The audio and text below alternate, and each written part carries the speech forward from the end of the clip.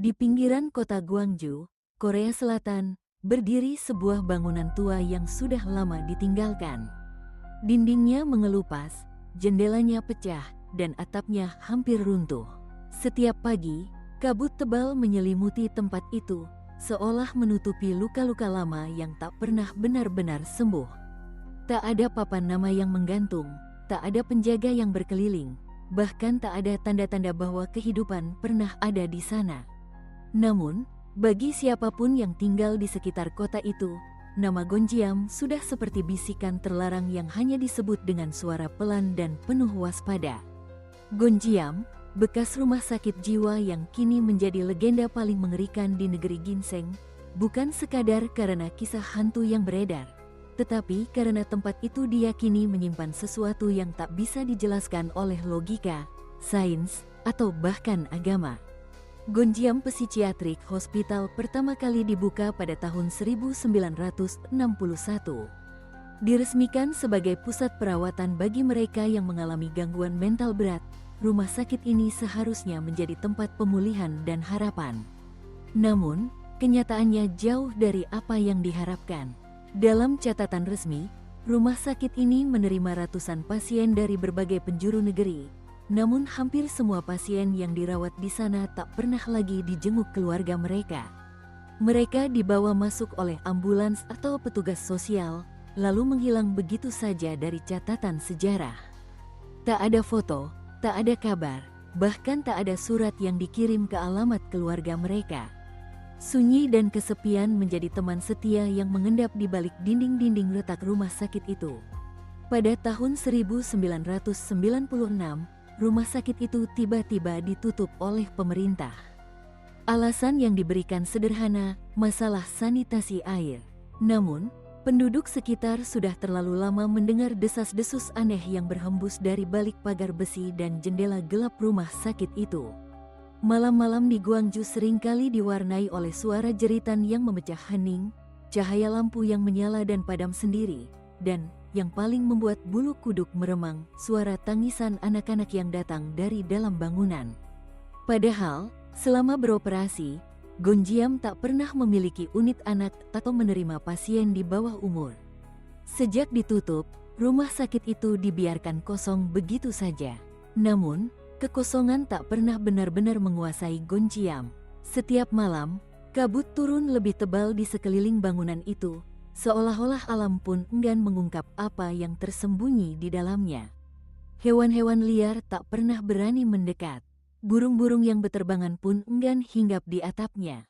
Bahkan rumput liar yang tumbuh di sekitar bangunan seolah menahan diri, tak pernah melebihi batas tertentu seakan mereka tahu ada sesuatu yang tak boleh disentuh.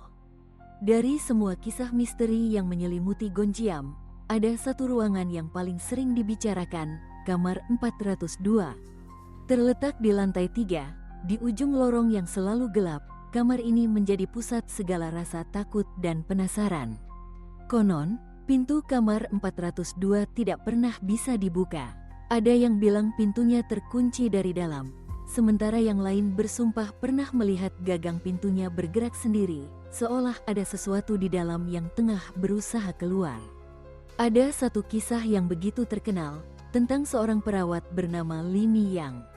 Ia bekerja di Gonjiam pada awal 90-an, seorang wanita muda yang dikenal berani dan berdedikasi. Suatu hari, kepala rumah sakit memaksanya masuk ke kamar 402, ingin membuktikan bahwa semua cerita horor hanyalah buah paranoia. 5 menit setelah Mi-yang masuk, seluruh bangunan bergema oleh jeritannya yang memilukan. Ketika pintu berhasil dibuka paksa, Mi-yang ditemukan duduk di pojok ruangan, tubuhnya menggigil, matanya membelalak menatap satu titik kosong di dinding. Sejak hari itu, Mi-yang tak pernah bicara lagi. Ia menjadi bisu total, seolah suara dan jiwanya tertinggal di dalam kamar itu. 10 tahun kemudian, ia meninggal dunia, masih dalam keadaan bisu, dengan kuku-kuku yang mencengkeram erat gaun rumah sakit yang dulu ia kenakan.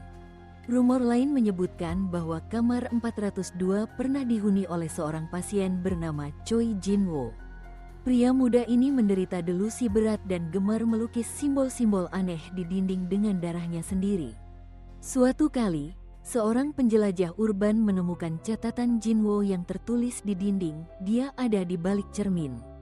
Dia memandangku saat aku tidur. Setelah Jinwo menghilang secara misterius, kamar itu dikosongkan. Namun, simbol-simbol yang ia goreskan tak pernah bisa dihapus sepenuhnya, selalu saja muncul kembali, samar, seolah-olah darah itu menolak hilang dari permukaan dinding. Waktu berlalu, dan Gonjiam tetap menjadi tempat yang dihindari. Namun, pada tahun 2010, sekelompok pemuda dari Seoul yang haus akan sensasi memutuskan untuk masuk ke Gonjiam dan merekam petualangan mereka. Mereka membawa kamera night vision, perekam suara, dan peralatan lain, yakin bisa menaklukkan segala ketakutan. 7 orang, 5 laki-laki dan 2 perempuan, masuk ke dalam bangunan sambil tertawa dan bercanda. Tapi tawa mereka perlahan menghilang saat mereka melangkah ke lantai 3. Salah satu dari mereka, gadis bernama Sujin, tiba-tiba berhenti di tengah lorong. Ia menatap dinding kosong, lalu tertawa pelan, tawa yang perlahan berubah menjadi jeritan histeris. Sujin mencakar-cakar dinding dengan kukunya sendiri, meninggalkan guratan berdarah, membentuk pola lingkaran dan garis miring yang tak dimengerti siapapun. Teman-temannya panik, berusaha menenangkannya, tapi Sujin justru berbicara dalam bahasa yang tak dikenal, entah bahasa kuno, atau sesuatu yang sama sekali bukan milik manusia. Rekaman kamera yang mereka bawa memperdengarkan sesuatu yang tak tertangkap telinga mereka saat itu. Ada bisikan lirih, suara anak kecil menyanyikan lagu dengan nada sumbang, seperti berasal dari dunia lain. Tak lama kemudian, salah satu dari mereka mencoba membuka kamar 402, pintu yang selama ini tertutup rapat, kini terbuka dengan mudah, seolah-olah memang sudah waktunya. Kamera hanya menyorot lorong gelap, pintu kamar yang terbuka perlahan, lalu suara keras seperti benda logam jatuh. Setelah itu, layar menjadi hitam. Di akhir video, hanya terdengar satu suara yang begitu jelas, menggetarkan hati siapapun yang mendengarnya. Jangan biarkan dia keluar. Tak satu pun dari kelompok itu yang kembali dengan cerita utuh. Mereka semua ditemukan beberapa hari kemudian, di hutan sekitar Gonjiam, dalam kondisi tidak sadar. 4 dari mereka mengalami luka dalam yang tak bisa dijelaskan secara medis. 2 lainnya kehilangan ingatan tentang malam itu, seolah-olah memori mereka benar-benar terhapus. S. dan Sujin, ia masih dirawat di fasilitas mental hingga hari ini. Ia hanya bisa menggambar satu hal berulang kali, wajah pucat seorang anak kecil, dengan mata hitam kosong dan senyum yang terlalu lebar untuk ukuran manusia. Warga setempat mulai percaya bahwa Gonjiam bukan sekadar tempat angker, tapi pintu ke sesuatu yang seharusnya tidak boleh terbuka. Beberapa paranormal yang mencoba membersihkan tempat itu melaporkan bahwa energi di dalam terlalu kuat, terlalu tua, dan terlalu penuh dendam. Beberapa dari mereka melihat bayangan pria berkepala rusa muncul di lorong, sesuatu yang tak masuk akal, namun terasa nyata. Yang lain merasakan ruangan menjadi terlalu dingin, meskipun cuaca di luar panas. Bahkan ada seorang dukun tua yang berkata, tempat itu bukan milik kita. Itu wilayah mereka, yang tertinggal dan tak pernah bisa pulang. Sejak kejadian itu, pemerintah lokal memasang pagar tinggi, lengkap dengan kamera CCTV dan papan larangan. Tapi orang-orang tetap datang, penasaran, tertantang, atau hanya sekadar nekat. Namun dari puluhan yang masuk, tidak semuanya keluar dengan kondisi yang sama. Ada yang diam 1000 bahasa setelahnya. Ada yang bermimpi buruk setiap malam. Dan ada yang tak pernah ditemukan lagi. Konon, jika kau berdiri di depan Gonjiam pada pukul 3 dini hari, kau bisa melihat sosok berdiri di jendela lantai 3. Bukan manusia, tapi sesuatu yang hanya menatap dan tersenyum. Kini, tidak ada yang berani menyebut nama Gonjiam setelah matahari terbenam. Bahkan anak-anak kecil diajari untuk tidak menunjuk ke arah bangunan itu. Karena menurut kepercayaan lama, Jika kau menunjukkan jari ke arah tempat tinggal roh, roh itu akan mengikuti arah jarimu pulang. Dan kau tahu, kamar 402 kini sudah tertutup kembali, terkunci rapat. Tapi kadang, suara ketukan masih terdengar dari dalam. 3 kali, pelan, teratur, tok, tok, tok. Siapapun yang pernah mendengar suara itu langsung pingsan atau kehilangan kesadaran beberapa menit.